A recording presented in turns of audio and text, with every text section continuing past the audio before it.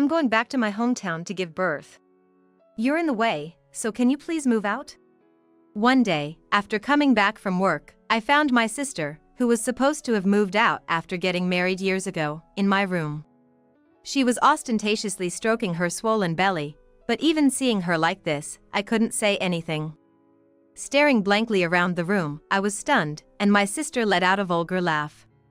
Having an old maid like you around is just a nuisance. I threw away everything in the room to make it easier for you to leave, so you should be thankful. Everything was as usual in my room when I left for work in the morning, but now it's completely empty. Not even the bed, table, rug, or curtains were left. Literally, nothing was there. The only thing there was my sister, standing defiantly in the middle of the room. Your phone and wallet are in your bag, right? So you won't die of exposure, and you shouldn't be mooching off our parents anymore. It's about time you started living on your own. All right. I didn't think about taking my things back or kicking my sister out. I just wanted to leave because I didn't want to see her face anymore. As I turned my back, I could hear my sister laughing uncontrollably. You can't say anything even now. Aren't you too weak?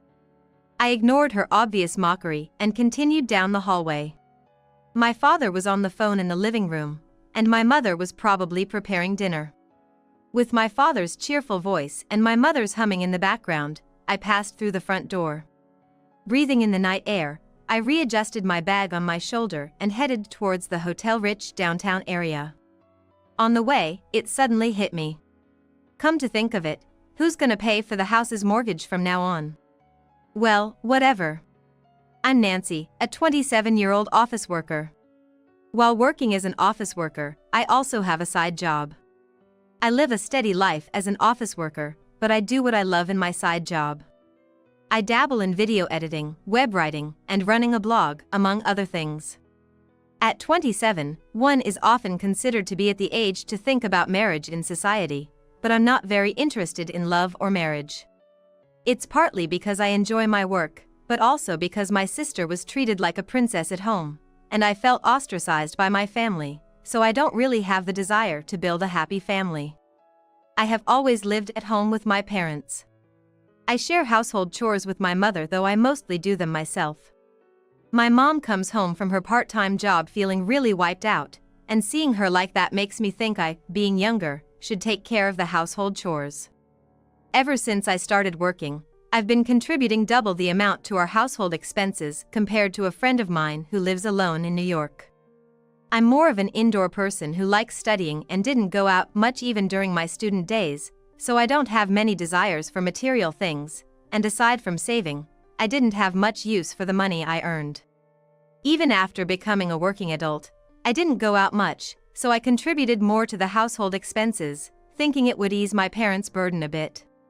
Plus, since last year, I've been putting in money for the mortgage as well at my parents' request.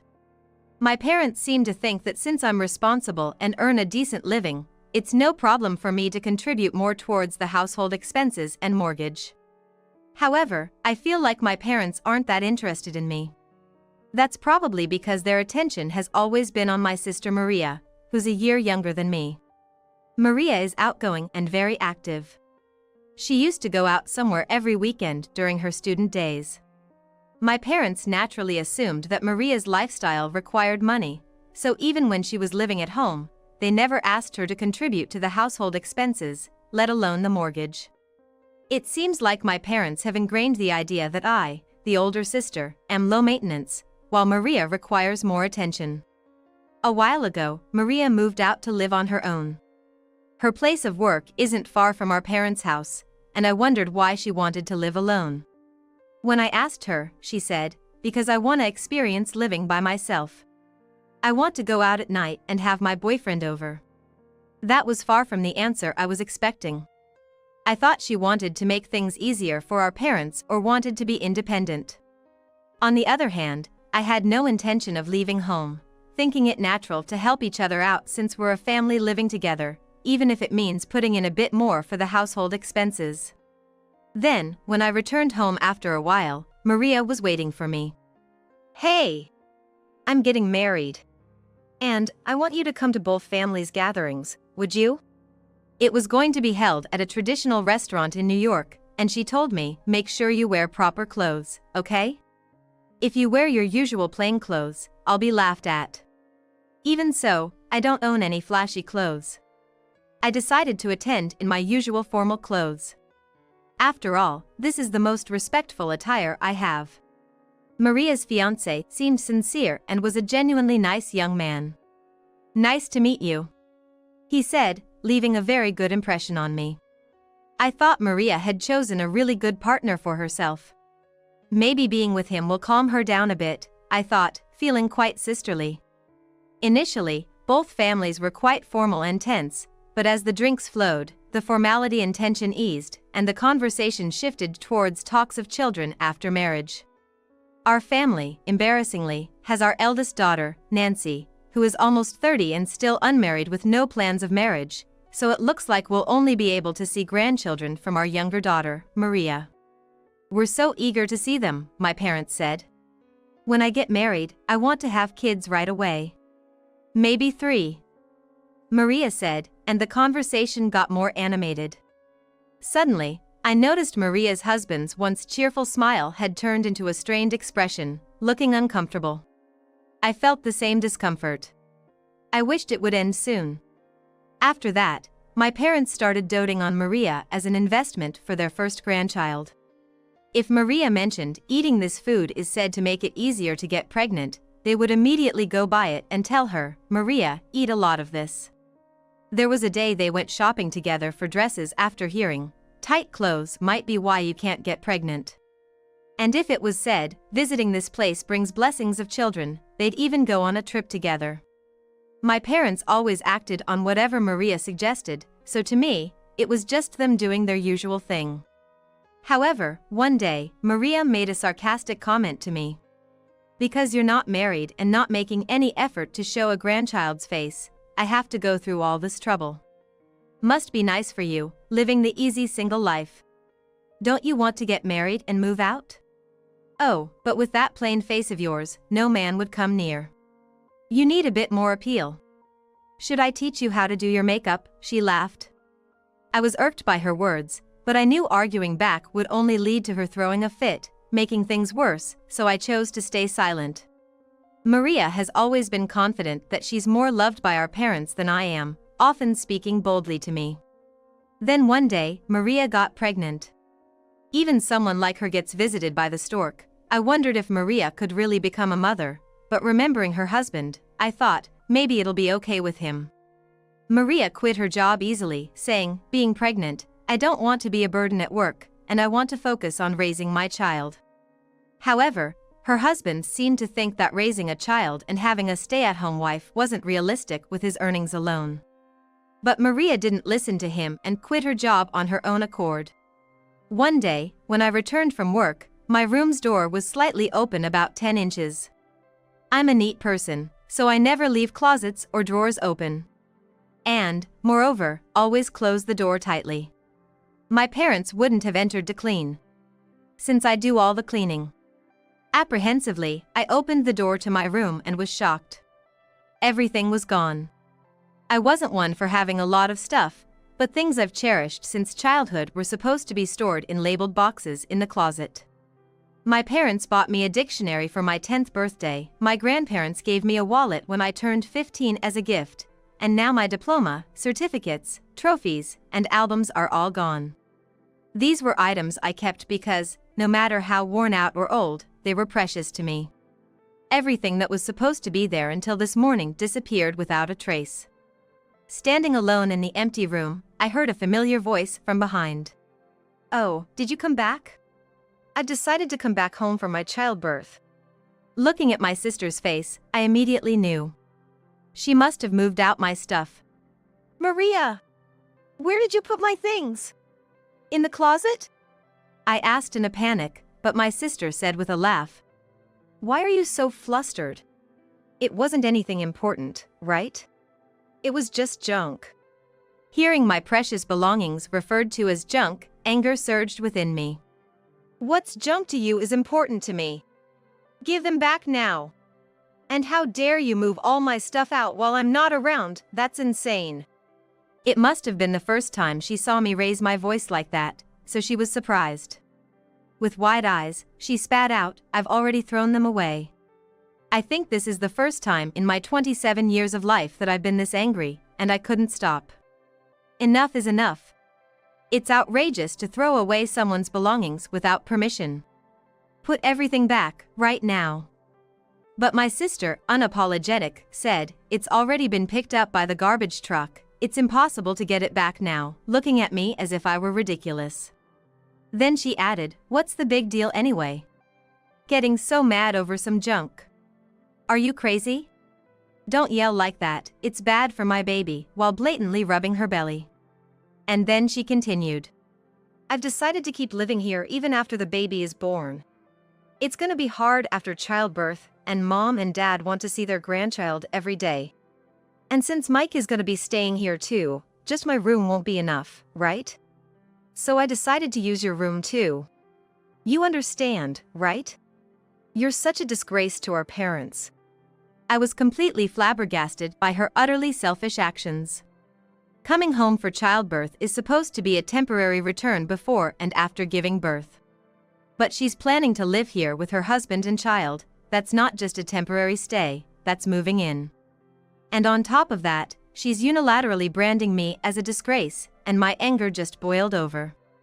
Do you even realize how disgraceful you are? Staying at home without getting married.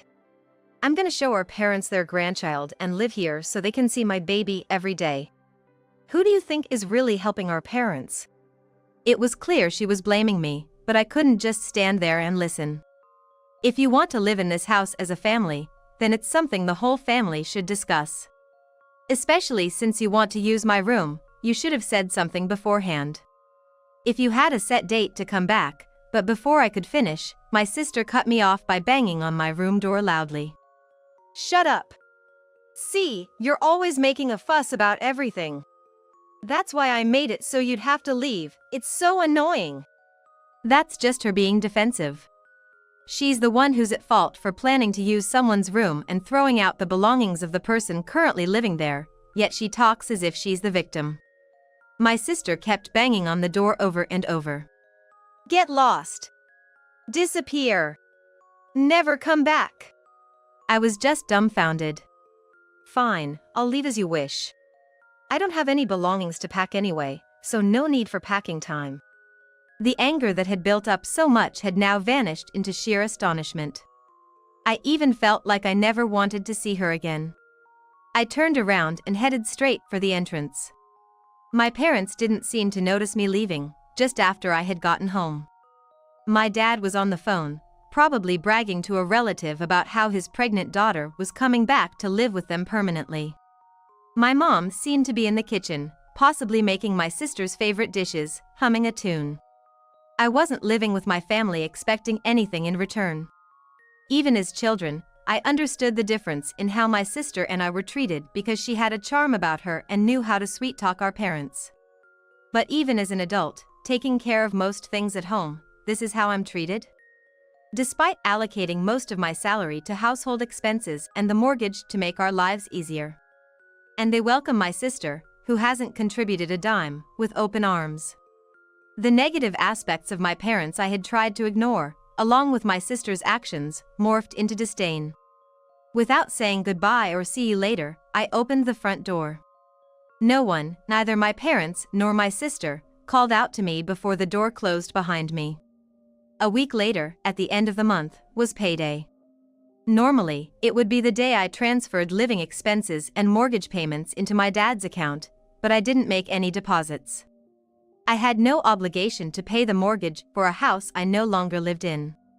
The mortgage was originally taken out by my dad, so it should have been planned with his income in mind, ensuring it could be paid back without strain. There shouldn't be any financial issues just because I stopped contributing. However, my mom called me in a panic a while later. "Nancy, it's terrible. We've received a delinquency notice for the mortgage. I checked, and there's no money in your father's account." She rattled on before I could even respond, clearly flustered. "Nancy, do you know why? You didn't withdraw it, did you?" Contrary to her panicked tone, I responded calmly. All I did was stop making deposits. I didn't withdraw anything. If you're talking about a missed mortgage payment, then it means the automatic withdrawal didn't go through, right? Did you make sure there was enough balance on the withdrawal date? You didn't make a deposit? Why? My mom muttered in utter confusion, which made me just as puzzled. Well, because it was agreed that I'd contribute to the living expenses and the mortgage since I was living at home. If I moved out, I wouldn't keep paying, right? I'm not living there anymore. It seemed like she finally understood after I said that, as I could hear her catching her breath softly. Right, then you don't need to pay for living expenses. But, could you still contribute to the mortgage? You should have enough to spare even living alone, right? Sorry, but that's impossible. My current rent alone costs $10,000.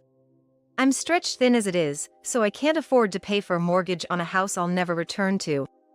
$10,000? You're just an employee, right?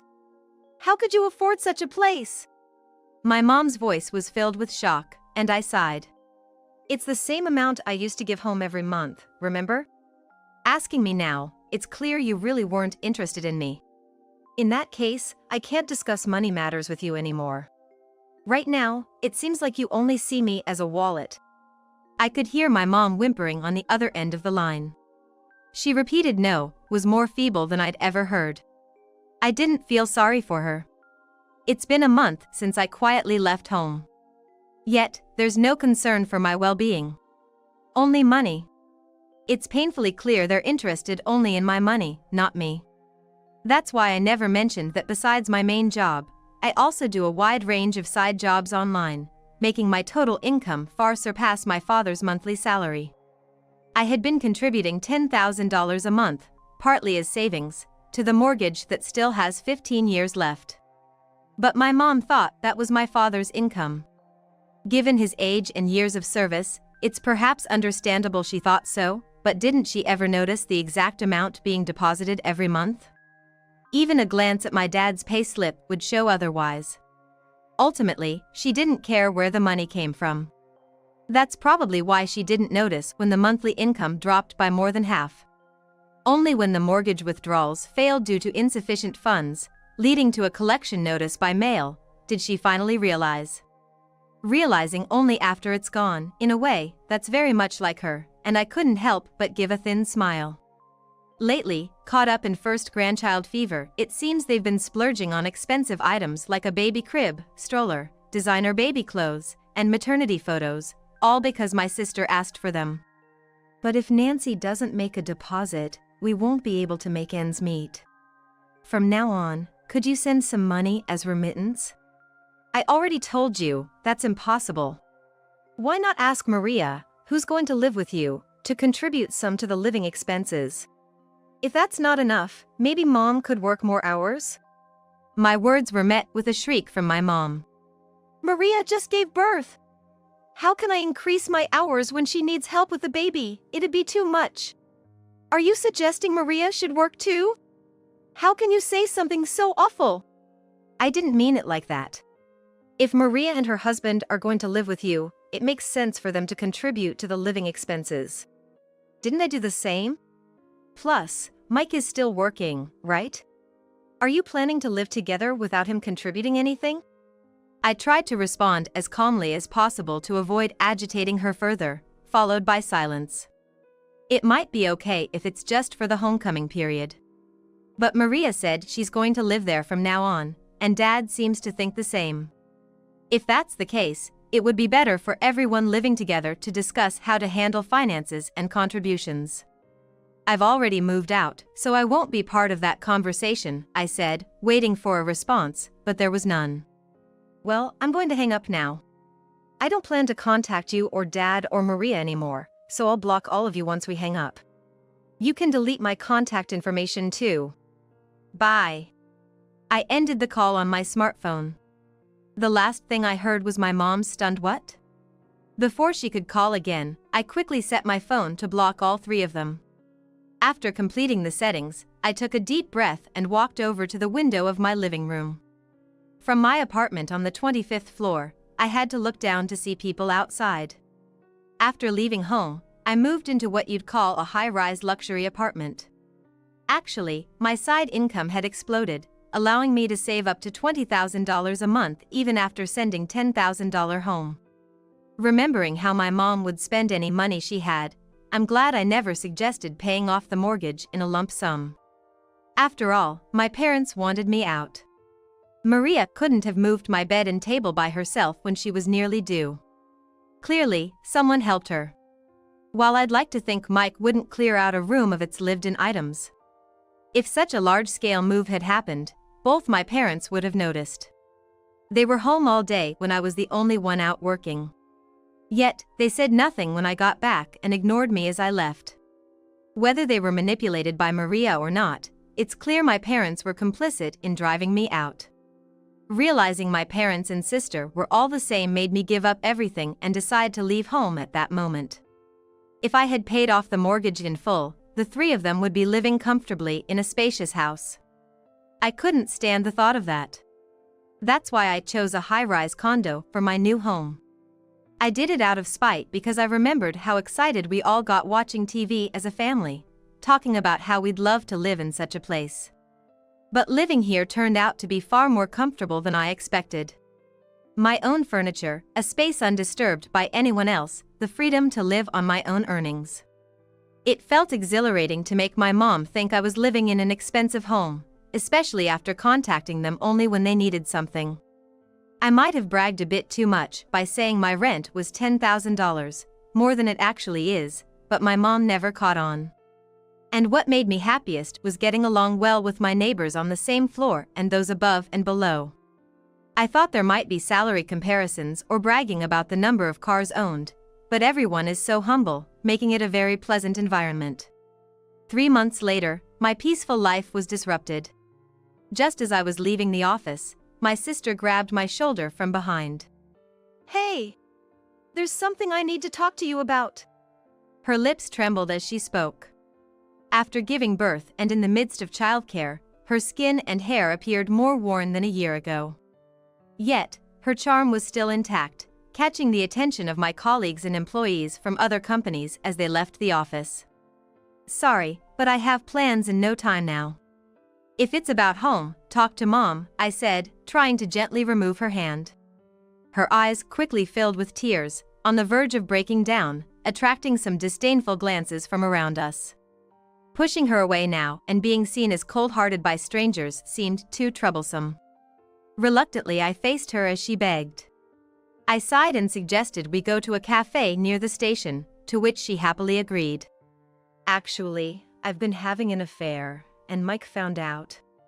He's talking about divorce.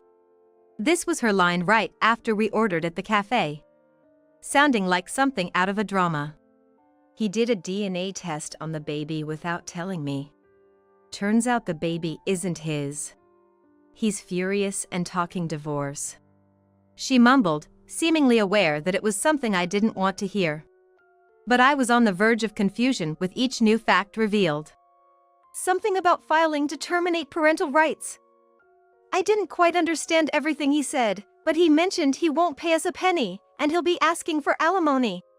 You're rich, right, big sis? Can't you do something? I was so flabbergasted I couldn't even find my voice. It's normal not to want to pay child support if the child isn't yours. I couldn't comprehend my sister's nerves in asking me to resolve this. Why don't you ask your affair partner to help pay? I can't do that. It was just a fling because I liked his face and we went on a few dates. I cut ties as soon as I found out I was pregnant. Did you think you wouldn't get caught? I thought Mike would forgive me if I did. In the end, she must have really underestimated her own husband. I knew my sister was selfish, but to treat even someone she loves this way is astonishing. Then Mike didn't forgive me at all. Instead, he said he's always hated how I acted like a princess and how our parents pressured us from the start of our marriage to have kids. Terrible, right? I envied my sister's ability to blame everyone else. I can't pay the alimony, and Mom and Dad say they don't have the money either, so you pay it. My sister assumed, without any malice, that it was only natural I would pay. The sister who had called all my belongings junk and thrown them away. I was utterly dumbfounded by her expectation that someone would always bail her out. Without hiding my disgust, I stood up silently, and my sister quickly paled, grabbing my hand with both of hers. Okay, I apologize. I'm sorry for throwing away your stuff without asking. I apologized, so it's all good now, right? Hurry up and give me the money? The chill ran down my spine at her pleading voice, looking up at me with puppy eyes. I shook off her hand in disgust. Ridiculous. Why should I pay for your affair's consequences? Let me make it clear, sister or not doesn't matter. I absolutely despise you. I have nothing but contempt for you as a person. I wouldn't help you even if you begged. Saying this, I left the coffee's price on the table without waiting for our order to arrive and headed for the exit. Ignoring my sister's deliberately loud crying meant to attract attention, I told the waiter the payment was on that table and left the cafe. My sister thought that making a scene would make me feel guilty and come back. No matter how much she cried or pleaded with a sorrowful voice, I ignored her and kept walking, even as she got up and rushed towards me. Fearing what she might do if caught, I made sure to run towards areas with lots of people. Though I thought it was reckless post-pregnancy, I had no intention of stopping. I must have walked for over an hour, past stores, bookshops, and the shopping mall around the station. Finally, I took a deep breath and headed back home. Riding the elevator up to the 25th floor, I quickly unlocked my door and slipped inside. The moment I locked the door behind me, the intercom rang. My intercom seldom goes off. I rarely use delivery services, and my neighbors usually call ahead if they need something. My heart pounded as the bell rang at such a timing, rare in this salesperson-scarce building. The intercom rang once, then again, its intervals growing shorter as if someone was pressing it repeatedly. I steeled myself for what was next. The monitor was dark. I thought it was broken and leaned in closer, only to realize the darkness was someone's pupils, and instinctively swatted it away. In doing so, I accidentally hit the answer button, and immediately, a voice I recognized earlier resounded. Just pay up quietly, loser. Ah, that must be Maria. Anger welled up more than fear. I thought I had managed to avoid her, but she had completely figured out where I live. Peering into the intercom at zero distance felt like something out of a horror movie. Without responding, Maria's insults only grew. What started as paying her alimony turned into paying her $2 million as compensation for the inconvenience she caused. And then, she demanded I give up my home. I didn't know where to go into this anymore. I silently picked up the phone and called the security desk on the first floor. It seemed they were already handling it because, even as I was on the phone, I could see through the monitor that my sister was being dragged away. I confirmed that the person being removed was my sister and asked them not to let her through under any circumstances, apologizing repeatedly while apologizing with the phone in hand. In the end, Maria never pressed my apartment's intercom again. The security personnel must have handled it appropriately. Later, I heard from neighbors back home that the family house was put up for sale. Maria and Mike continued to clash, heading towards a lawsuit without giving an inch to each other. But, as Maria was clearly in the wrong, hearing that legal fees might be included in the compensation, she finally gave up. In the end, Maria had to pay Mike the amount of alimony he requested. It seems she submitted DNA test results to the court showing no biological relation to the child, which relieved her of any child support obligations. Maria apparently had no savings at all, and the responsibility for the alimony payment fell on my parents. However, due to falling behind on mortgage payments, the bank foreclosed on the house. With no way to cover the mortgage due to reckless spending and taking on the alimony, my parents sold the house and used the money to pay off the housing loan. As a result, the family home was sold, and the four of them moved into a cheaper place nearby.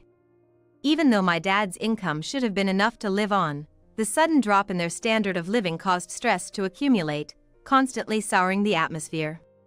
Plus, they couldn't forget the lifestyle they had when I was contributing, so my dad's salary was almost gone within a few days of deposit. Eventually, my mom continued her part-time work, and Maria somehow managed to find a new job.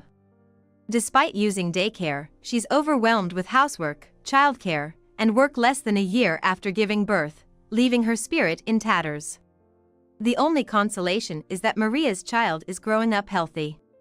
However, I can't see them raising the child without worries, so, meddling as I may be, I had a neighbor give them some flyers for childcare support. On my end, my dedication at work since I was a new graduate has been recognized, and I was promoted. I'm now leading a group on a new project. My side businesses are also doing well, with a gradual increase in income. One of my side gigs as a web writer took off when a series of articles I wrote was published as a book. The content, covering topics not widely available online, became popular and even made it to the bestseller list.